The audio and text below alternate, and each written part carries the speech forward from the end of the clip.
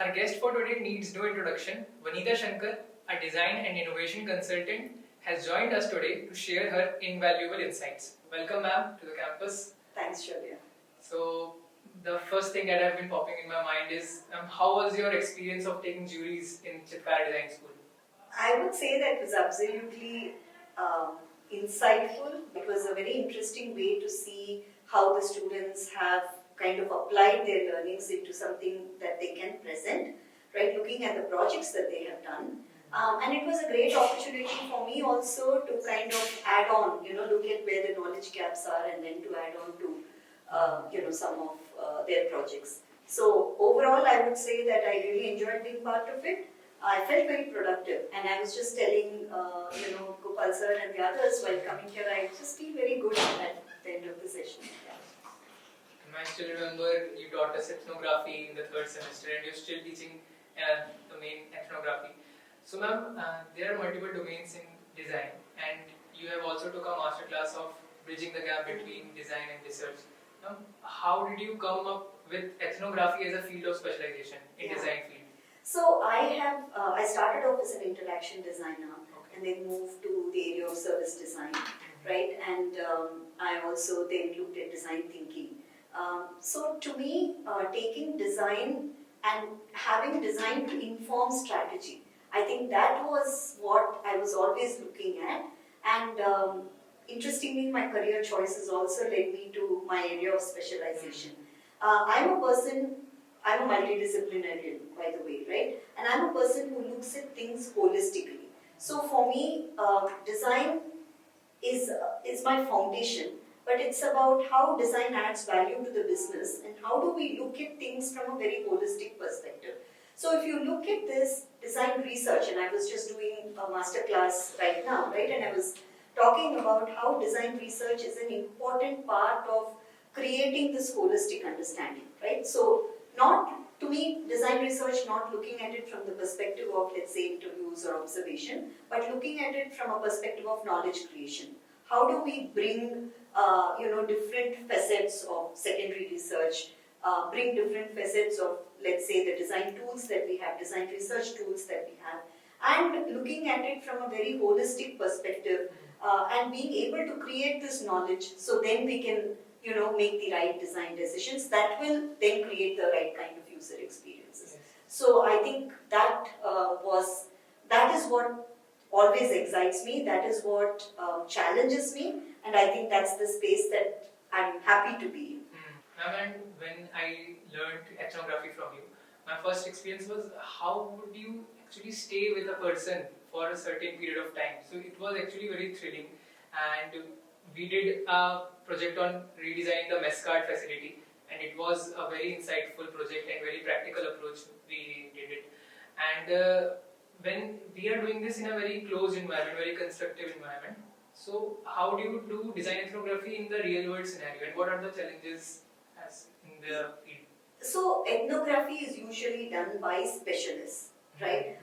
What we do and how an ethnography is a separate discipline by itself, right? It comes from anthropology, and so it's a very nuanced discipline by itself. But what we do is, how do we take aspects of ethnography into creating knowledge for the projects that we are associated with, right? So from that perspective, I think you need to understand. To me, mostly it's about how do you carry a very non-judgmental orientation? How do you look at things as they are without putting different perspectives into it? Right? To me, it's important to develop that kind of a mindset even before you start doing an ethnography study or something like that, right? Now, I would look at what while we discuss this topic of ethnography and all of that, your project that you did about the Mescaran, that would be more under a user research angle, right? Where you're looking at a specific goal, right? And then, gathering data around that specific thing. And also looking at it from the perspective of not just qualitative data, but also looking at it from the perspective of quantitative data, right? What information that you already have, what are some of the data that you can rely on.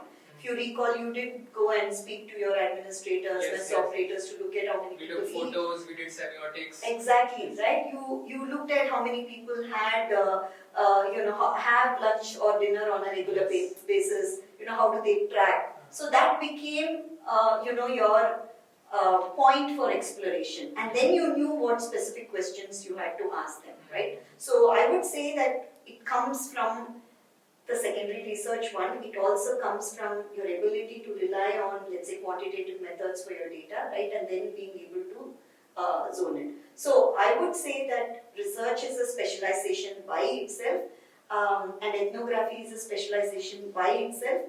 While I, may not be doing research on a day-to-day basis, it's my what and where I think I am able to add value is my ability to look at bringing all of this information pieces together, right? Because if you need to be an ethnographer, you need to be a research specialist on your own. That requires a complete different specialization, because it's a very nuanced field of study. Yes. And what we are looking at is corporate ethnography, right? Or business ethnography, where you're looking at taking aspects of that and then looking at what you want to build on.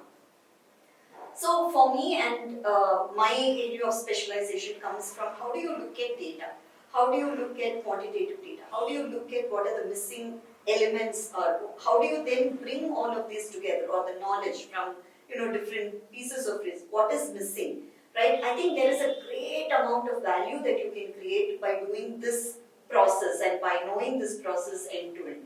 Right? When you do this, you're able to create the right kind of knowledge base for then to make the right kind of design decisions. Nuance being your favorite word, and having a keen eye of observation is very important, as I learned from you.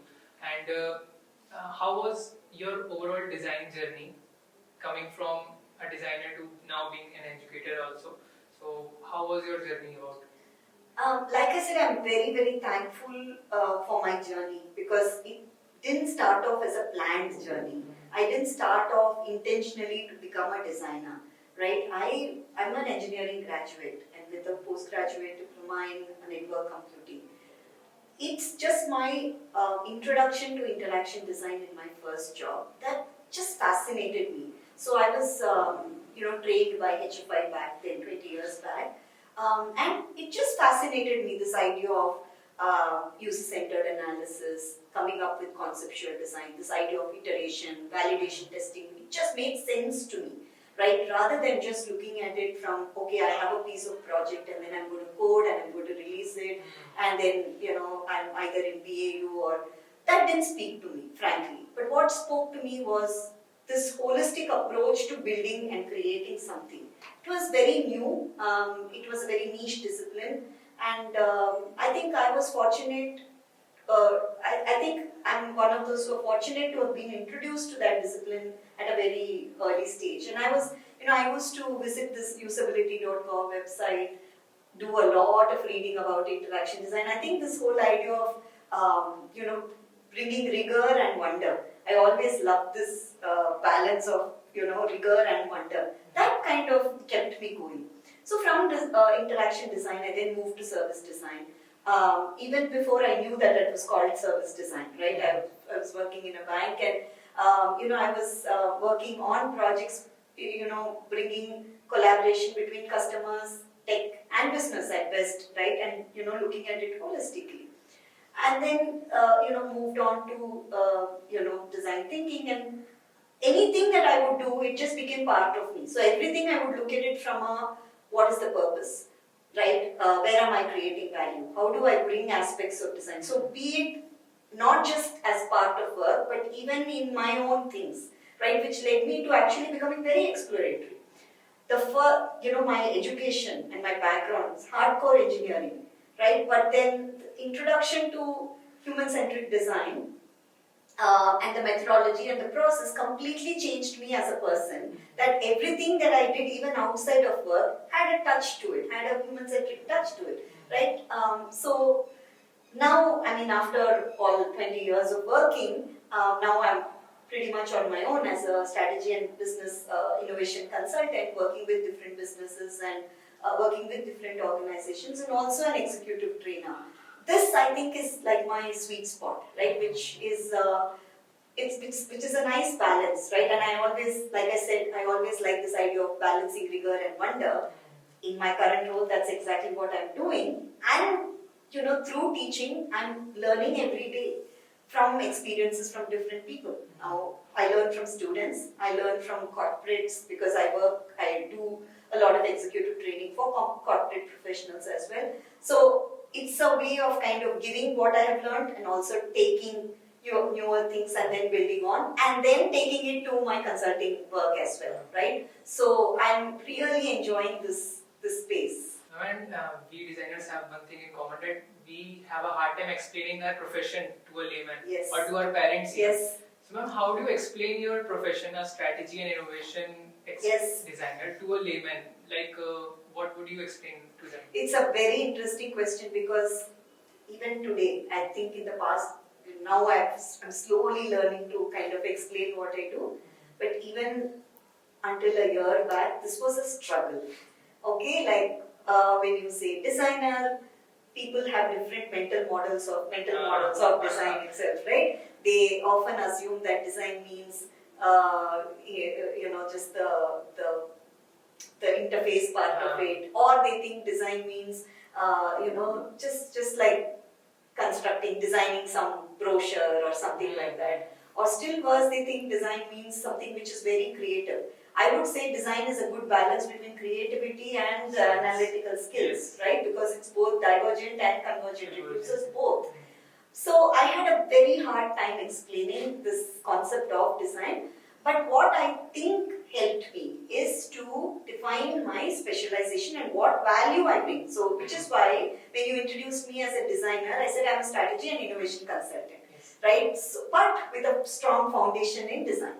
Because when I say I'm a designer, people don't relate. But when I say that I bring strategic value, right, I help organizations innovate in these specific areas of strategic initiatives, growth, they are able to then resonate. Oh, she's bringing human-centric design lens to this, right? So this is something that I've learned very recently. Ultimately your foundation has to be very clear. My foundation is built on human centricity, right? But the way I was, calling myself a designer didn't really, because I'm calling myself a designer and I'm talking about creating business growth.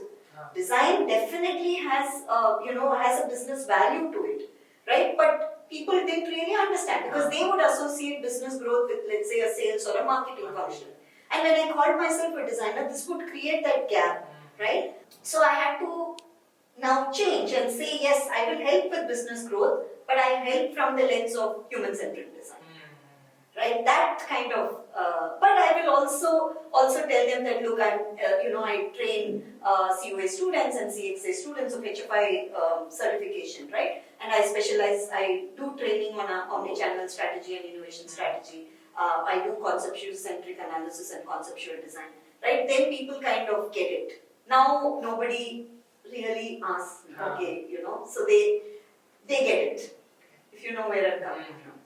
Thank you, ma'am, for your precious time and your invaluable insights to our aspiring designers. Thank you for tuning in to Let's Talk Shop, where design dreams find their inspiration and guidance. And for more updates and further information, you can check our Instagram and LinkedIn. So this was Shaurjan signing off.